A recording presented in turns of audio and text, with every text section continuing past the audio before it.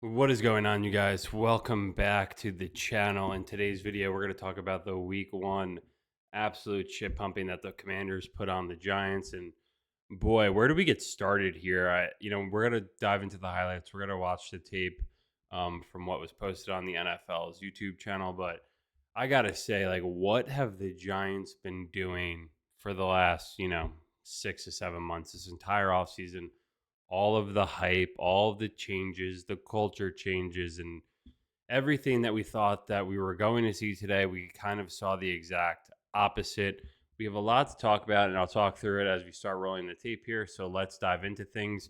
Yeah, third and one, 14 minutes left in the first quarter, where I was very optimistic going into this one about what we could do this season. Obviously, a lot of that has changed throughout watching this game. And it seems to be maybe the Las Vegas line at 5.5 was put up pretty accurately, especially with this offense, as they can't score many touchdowns. I might not stop a bunch of the tape. I'll see how I feel going through this. Normally on my YouTube channel, you guys, I do like to break down plays, talk about what's going on, the scheme behind them, and give a little bit more context and insight into what the opposing teams are trying to do to the Giants or what the Giants are trying to accomplish themselves. But with how bad it went, and let's get started talking about this. So here we go. The offensive line.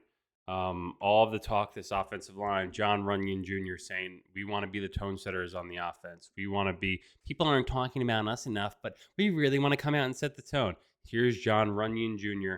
missing a block, or actually, was that Van Roten getting beat across his face? Or just one on one, gets burned right here in the middle of your screen. And 1st and 10, just blown up inside, by Kinlaw. The Commanders' D line looked a lot better. They did look like they could play the run a little bit better compared to where they were at last season. But this was another thing, that the Giants, I thought, were getting a little 3rd and 11. I was screaming because this was supposed to be, we have Russell Wilson now. Daniel Jones is gone. We got that taste out of our mouth.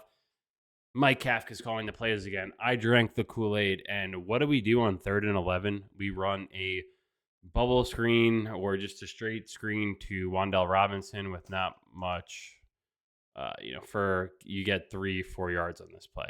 Looks exactly the same as last season, if not even worse. No flow, no momentum. Both teams got, I believe the Giants didn't get a first down, so should have been 3 and out, but I do try to edit out some of the commercials, so bear with me, you guys. But and one thing, as the Giants did get dominated in all facets of this game, offense, defense, special teams. Quickly about special teams, Graham Gano did have a very nice field goal, but the Shane Gillan, the Scottish Hammer, he absolutely blows. I'm not going to give him a word of positivity this year unless he deserves it, but Jesus Christ. We're just at a point where Abdul Carter blocks a punt that gets through, and that's 31-yard punt.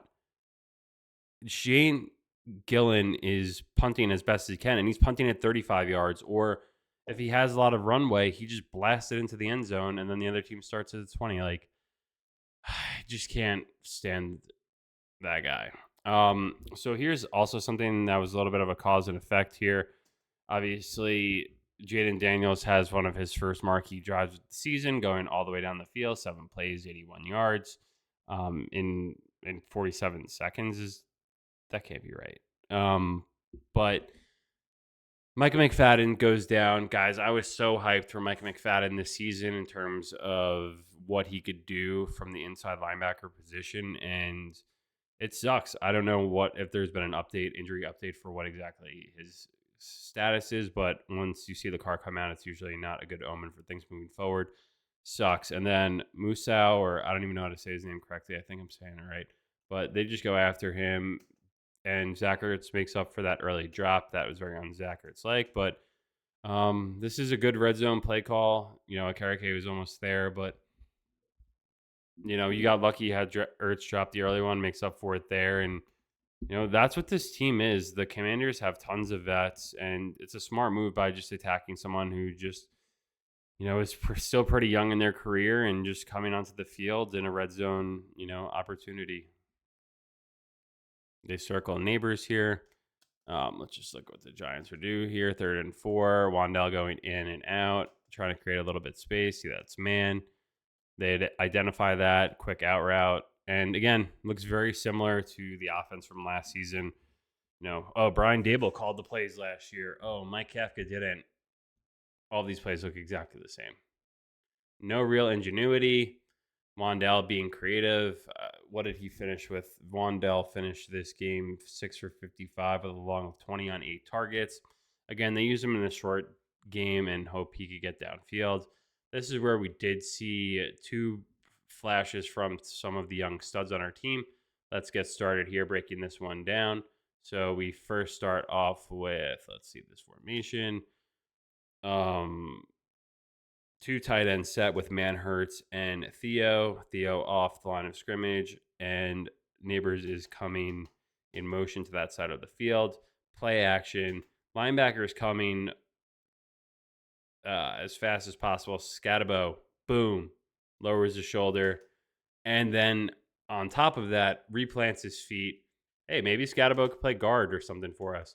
And then they'll probably show a replay of this route by Neighbors, but good golly gosh almighty, it was absolutely incredible just how much space he's able to create, and his route running artistry is something to behold.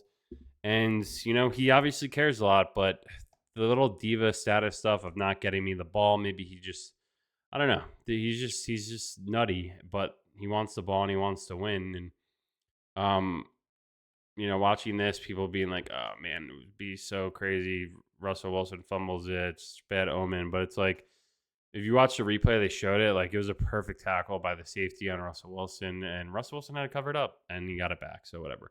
14 plays, 76 yards, almost a 7.5 minute drive. Have to come away with 6. What do the Giants do on 3rd and goal? Slayton in motion. And this is the play that they spoke about. So you get Slayton going in motion. And this is Theo Johnson had to drop a couple plays before this in the flat. Probably wouldn't have gotten in, but would have gotten them closer, so they could have thought of something else as the downs progressed. But they called it out on the thing. Theo Johnson's goal here is to just kind of get on the goal line, so Tracy can just be able to break flat here. And Theo knows who he has to block. He's looking right at him. And he just misses for whatever reason. Maybe he thought he didn't want to hit him, but obviously Wagner can then just cover Tracy. He knows he fucked up. Look, he's looking at him. Manhurt's back in the end zone. They also tried to play with Embo earlier. That didn't work. For all of the Embo supporters, Embo Nation, everyone there was glazing him so hard preseason. But Giants get the illegal hands to the face there on Illuminor, where they were able to get, not only do you get the 4 plays and fizzle out, then you get 3 more from the illegal hands to the face. And this is one that should make it 14-0, 3rd and 9, D-line nowhere to be found. Daniels has all day to throw and just overthrows McLaurin. Probably they run this play a few more weeks from now. They're hitting that, especially if Adebo falls over and trips like he did. But yeah, Theo Johnson, very underwhelming. Carter almost gets home there. But Theo Johnson, to me, was just very underwhelming in this game. I would like to see more Bellinger. He had a big catch at the end of the game. Theo Johnson, coming back off an injury from his first rookie season where I thought he was just okay. I mean, Bellinger, great block. Let's look at this. I guess I'm just going to be a Bellinger. You guys know I'm a Bellinger bro if you've seen my videos before. Let's just look at this tremendous cut block. Look at that. And then you got Hudson, hat on a hat, and Singletary could get there. What's messed up here is that he just doesn't get the first down, and then 3rd and 1, they go 5 wide, and Russell Wilson tries to do this little side arm pass when it's like, guys, don't overthink it. Last season, watching Commanders, bottom 5 run game. You have Scatabo. You have Tyron Tracy. You just let Singletary get 8 yards. Don't overthink it. Why are we going bunch formation, trips on the bottom, with a tight end the furthest route out? When we're having trouble blocking, we know it's hot. They are bringing the rush. But Tom Brady even says on this, hey, this is a tough throw to make. And that's coming from Tom Brady. Okay, this is one thing I just noticed here. Let's take a look at our boy Kayvon Thibodeau, who did finish the day with, I believe, 2 total tackles, 1 solo, and half a sack and the TFL. But one thing I wanted to see improved upon from Kayvon Thibodeau is when we look here, see how he's lined up just outside of the left tackle's shoulder. What he does for whatever reason is create a running lane by usually what he does 99% of the time, especially because he's kind of like a pass rush down, like he wants to get sacks and stuff. He usually just flies upfield and takes himself out of plays, which this happens a bunch of times through this game where Daniel steps up and runs. But in this one in particular, for whatever reason, I don't know if it's a scheme or whatever his assignment is, but he crushes inside and watch him get completely washed down. Tackle goes down, he fills up, and then Ertz or whatever tight end this is, perfect block. I mean, that is just as good of a block as you're going to get with a guy coming around. And then there you go. Easy 10 yards. There's little things like that that need to be completely improved upon for this run defense. And here's the thing, guys. Like when we spoke about this last year, we said, when is the run defense going to get better? What have the Giants been doing this entire offseason to make it better? Clearly not much. And hey, maybe I'm overreacting. I don't think I am because, today's effort was absolutely unacceptable. And I don't think Brian Dable will last through a full season if this is how it looks week in and week out. And he's probably not going to last 2 months if this is the way it looks. And if he does go to darts sooner. But rant aside, they need to be able to stop the run. They need to be able to run the ball. Neither of those things happened today against an opponent that sucks at those things. This looks like a Mike Kafka play call. But great play by Burns. Hey, I will say Burns looked unstoppable at some times. Looks like he's in coverage there. One of those things I just never want to see him ever in coverage. But the Giants were trying to be as creative as possible with the Shambo defense of trying to maybe bait Daniels and the quarterback spies and stuff along those lines, but none of it really worked out. They had Carter playing a lot of quarterback spies. Like, I get it. He's a freak athlete, but we didn't draft him 3rd overall to just be a quarterback spy, or block punts. I'm sorry. Let's put him in every down or just let's get, I don't know. I'm very unimpressed with what these schemes were in week 1 offensively and defensively. Shane Bowen right now early contender for not making it through the season and possibly not coming back next year. This was an unbelievable play by Brian Burns. Brian Burns is just entering, what could be a primetime season for him. Just watch this snap, just jump off the ball. Here we go. Dip, rip, under. Barely gets 2 paws on him. Unbelievable play by Brian Burns. And I got a feeling you're going to be seeing a lot of the Spider-Man this season. Push him back a little with the sack. Here's just a prime example of number 5, and I spoke about it earlier, guys, was Thibodeau. He gets it. Obviously, the Commanders have a tight end or running back chipping there to help. And look how far just upfield is. Look at the blue line, right? This is where we started. This is where they snapped it. He's 5, 10, 13 yards past that. I mean, if I were teams playing against him, I would be running some halfback delays, halfback draws, all these things. 5 wide. See if anyone can get home. Jaden Daniels just does Jaden Daniels things, can easily escape the pocket and make plays with his feet. I'm just very underwhelmed with everything, guys. God, these mobile game ads are horrendous. All right, 2nd and 4, red zone play. And this is one where 57, we see it from the other angle, just gets caught up inside. Good for all the sleeper fantasy guys who had this guy listed on their thing, 3rd and 1. It's not the tush push. It's more of the gut HUD or something, just trying to go a little off guard. And I don't know how they're going to be able to make Neighbors happy because he's very vocal. Okay, let's look about what happened here. Russian 4. And here you have, this is a little Texas. So tackle goes out and comes around. And then this has got to get past, the tackle has to get past the Hudson. Runyon comes back inside to that. And then Runyon's got to get there. But also John Michael can't leave him until he knows Runyon's on him, right? The Giants offensive line needs to sit in the film room a lot and go through a lot of baseline 4-man stunts. There's nothing too sophisticated about that.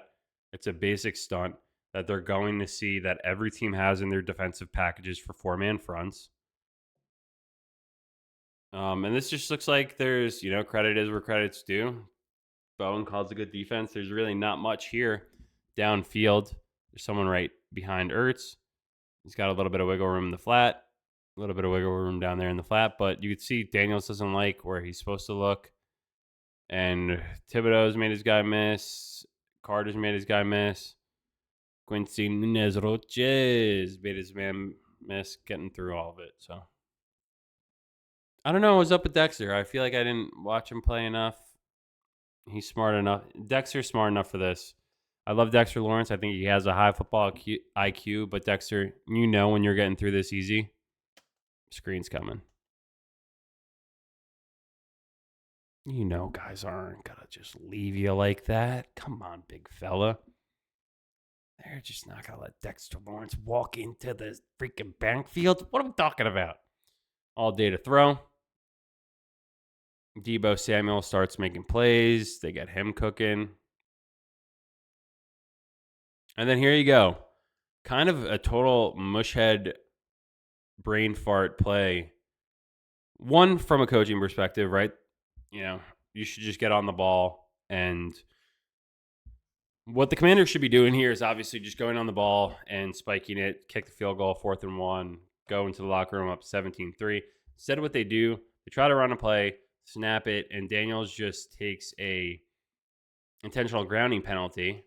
Also, good play by Abdul Carter, heads up play just by not blocked, but just running at him and not trying to hurt him or anything, but just see what happens. But one thing I never realized, so then the clock runs 10-second runoff, go into the locker room 14-3, should be 17-3.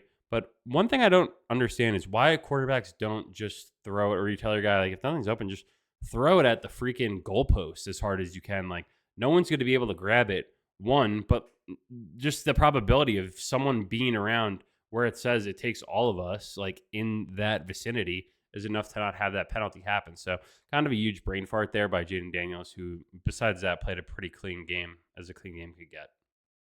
All right, Tracy in motion to start the second half. Little baseline slant to Neighbors. He gets 12. They were obviously speaking. Here we go, right here. Zoom in on Neighbors, please. Right here. You know what I mean. We're down 11. Should we be doing celebrations for first downs when our offense hasn't done jack shit in 30 minutes of a half of football? Should you just be humble and get up and get the ball snapped to run another play? Or should you be celebrating first downs? I don't know. Just some inner monologue thoughts. All right. Mike Kafka offense here. They are rushing 4. A lot of push. Clearly, this was a route just meant to get, who's that? Just get a bunch of convolution up here and let Wandell do an out route. They've done this a bunch. And this was one too, actually. He is open because he just ran into him. So I don't know if it's offensive pass interference, probably, or should be some sort of offsetting penalty because you can't just run through a guy. Obviously, this is about 6 yards downfield. But he did have him open, but not enough time because the rush gets there. 4-man rush, guys. Again, I don't know. How many years has it been with the offensive line? Andrew Thomas. I don't want to hear Andrew Thomas excuses. Andrew Thomas didn't play. I don't give a shit about Andrew Thomas playing or not playing anymore. He might never play again. So is that going to be the excuse 5 years from now? It's like, oh, well, Andrew Thomas isn't in this game, so we just can't figure out our offense fine. Like, tell you what, if Andrew Thomas can't play this year, he's not going to be on the team. I'm just going to keep a guy around because you paid him a contract. Look at Daniel Jones. Look at the time they fucking paid Odell, who did a hell of a lot more for the team than Andrew Thomas had. They traded him.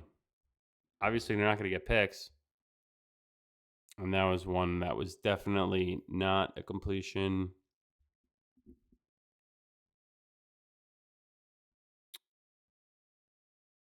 Yeah, and people would be pissed off, like, oh, how didn't they see that? It's like, I don't know, refs aren't fucking getting these views that we all have. I mean, come on. I'm sick of like, and what the hell is number one doing? This is a Thibodeau. This is a Thibodeau play right here. How is this guy so far past the line of scrimmage? It's a book of Kayvon Thibodeau pass rush.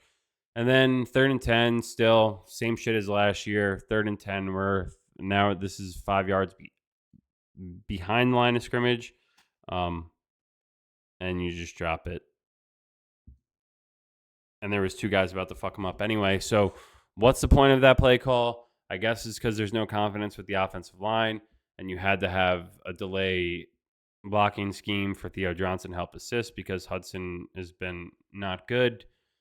So this is just what you have. You have a terrible offense. You're getting tight end, multiple drops in flat routes from delayed.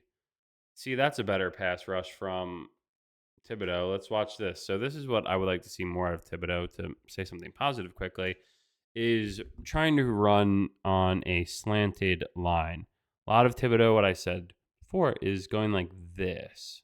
I hope you can see my cursor. I don't know if you can.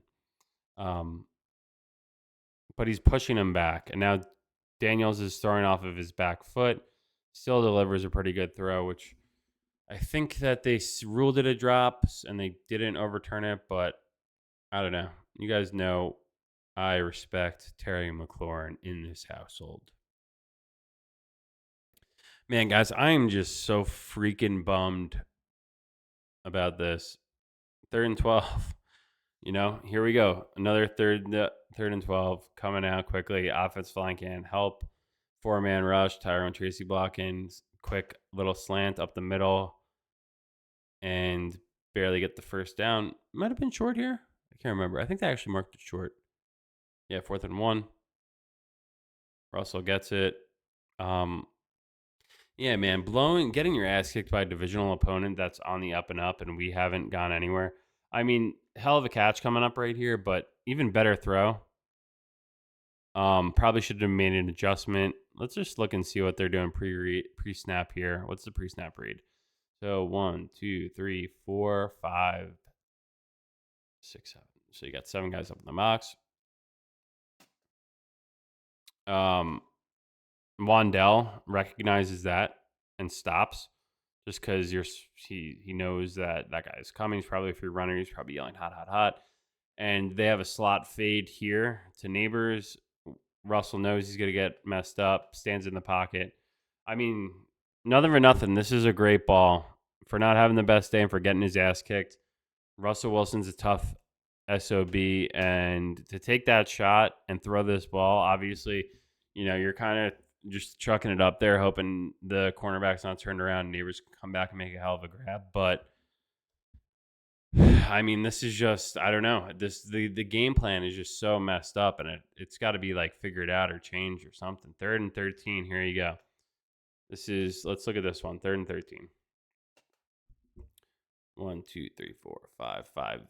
1, 2, 3, 4, 5, 6. So there's 6 potential blitzers. 4 come.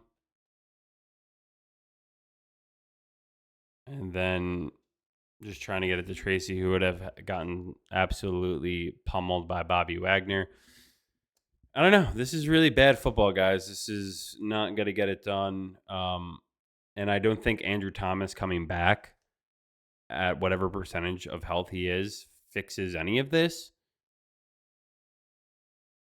And I don't know how much has changed. I don't know. You guys saw Daniel Jones out there today, leading the league in fantasy points and just having an overall good day as the Colts beat the crap out of the Dolphins. I don't know. Maybe something just absolutely cursed with the Giants at this point.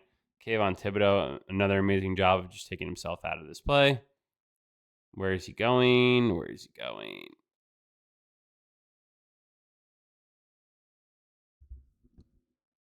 There's just a lot that has to get cleaned up.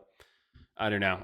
I've been, and not to say I was like the biggest Wink Martindale fan, because I think he would put people on islands and get them hurt, in trouble, But It looks better than what we've seen now for the last going on 18 games.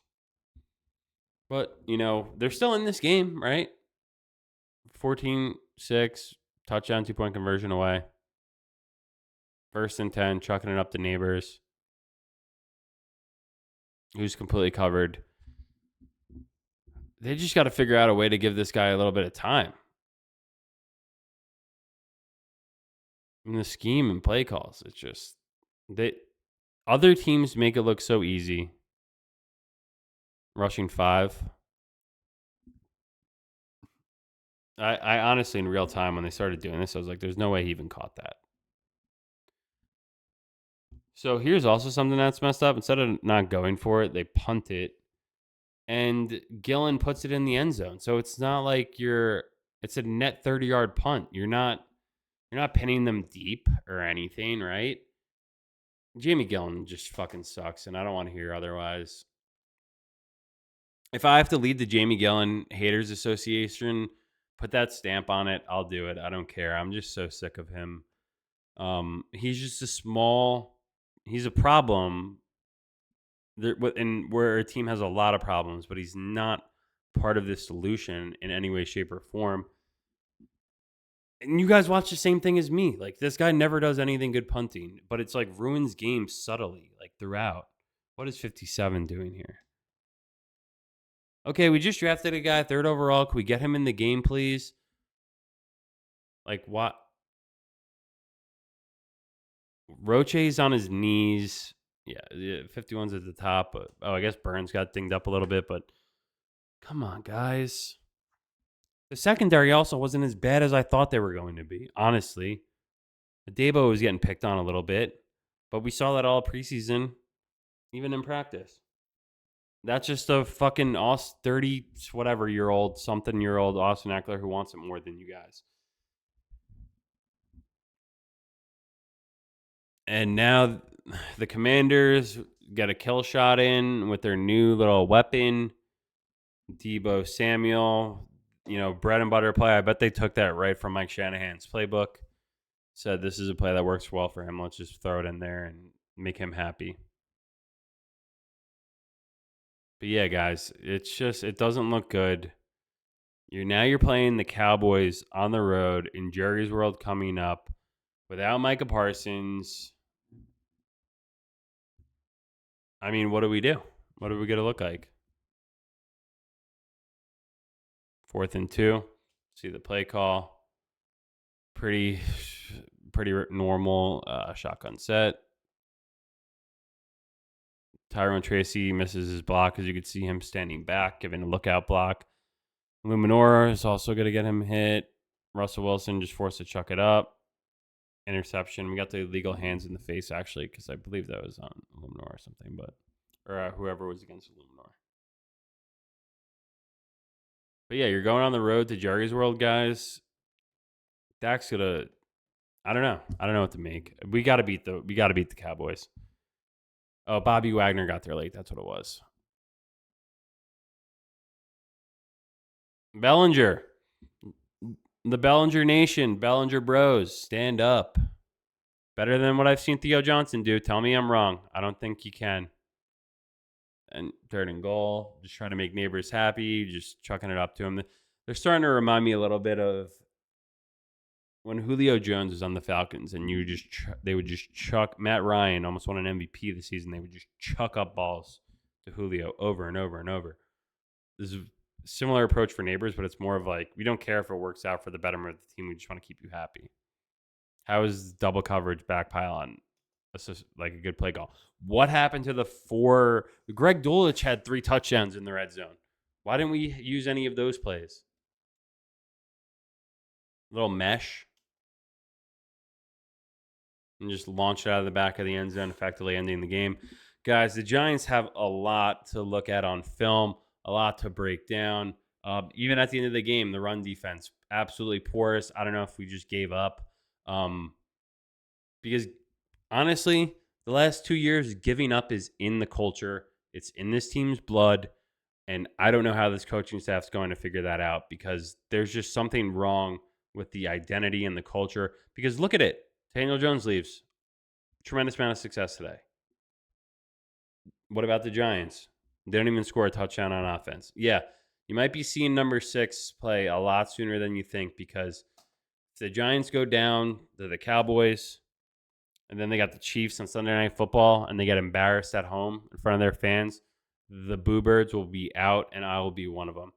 Thank you guys for watching.